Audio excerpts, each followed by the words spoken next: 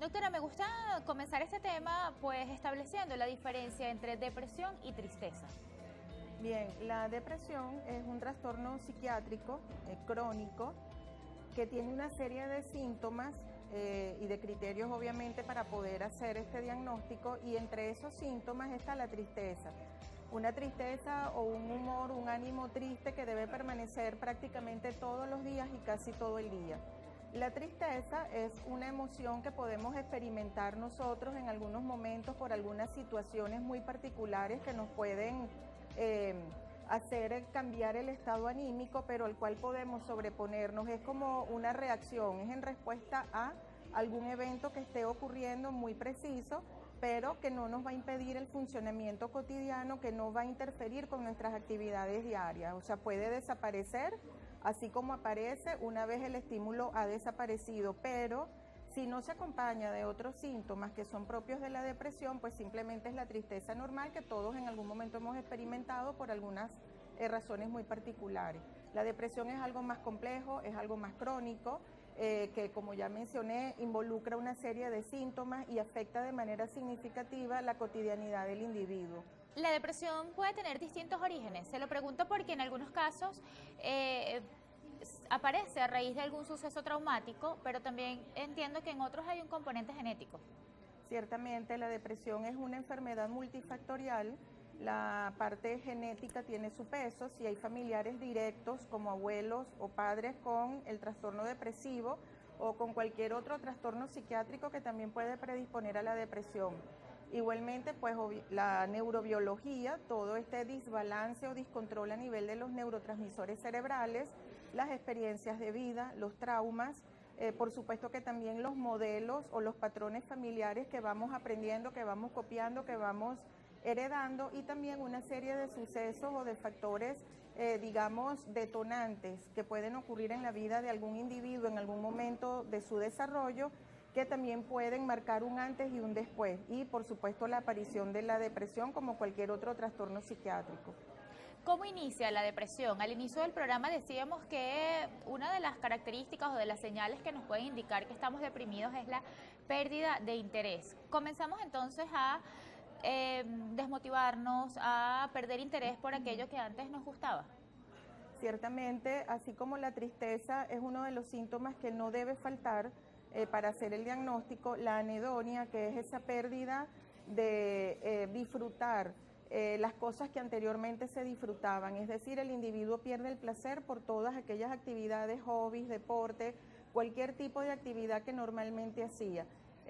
Bueno, obviamente que se van a alterar otros patrones como el patrón del sueño, el apetito, la voluntad, obviamente la capacidad de atención, concentración, memoria.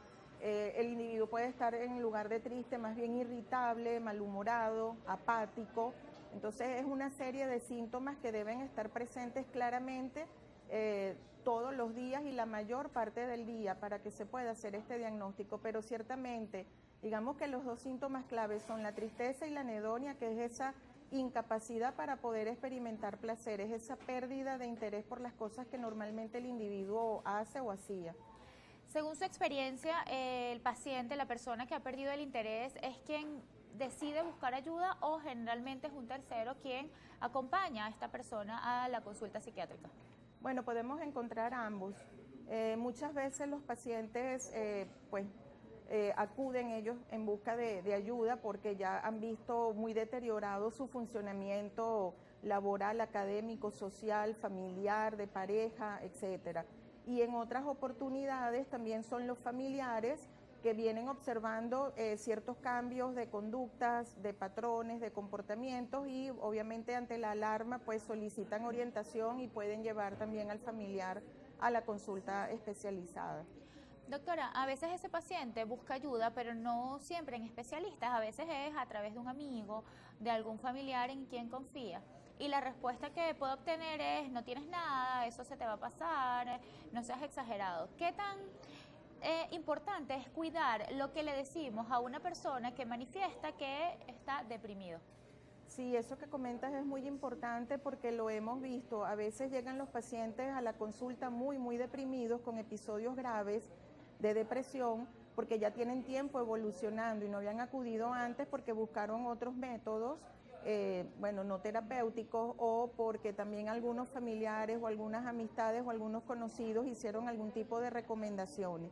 Entonces es importante la asistencia médica, es importante porque muchas veces nos llegan los pacientes ya complicados con otros cuadros psiquiátricos en comorbilidad con la depresión e incluso con patologías médicas que también pueden estar en comorbilidad con la depresión, o un paciente médicamente enfermo hace un cuadro depresivo y su enfermedad tiene una evolución mucho más tórpida, no hay una respuesta adecuada al tratamiento. Entonces es importante acudir al especialista a tiempo para poder instaurar el tratamiento adecuado y por supuesto también la psicoterapia, que es una herramienta muy útil en estos casos. Antes se pensaba que quienes acudían al psicólogo o al psiquiatra era porque estaban locos, había un estigma. Actualmente, ¿se preocupa el venezolano por su salud mental? Hemos visto que sí, de un tiempo para acá sí.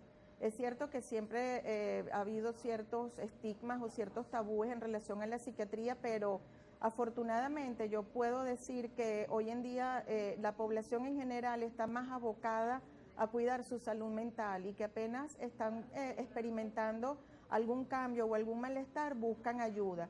También es importante desde la red de atención primaria en salud, nosotros, por ejemplo, los que somos docentes en la universidad con los estudiantes de pregrado, hacer mucho hincapié en esto, en no descuidar o no dejar de lado la parte psiquiátrica, la parte emocional, porque aunque